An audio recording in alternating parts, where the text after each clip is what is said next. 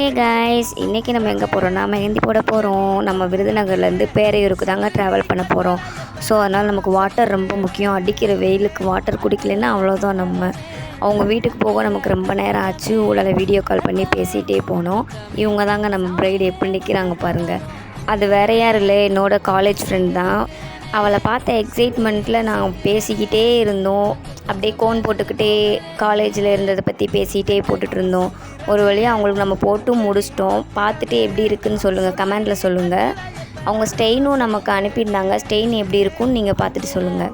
Okay, உங்களுக்கும் வேணும்னா நம்ம நம்பரை காண்டாக்ட் பண்ணுங்கள். பாய் பாய்.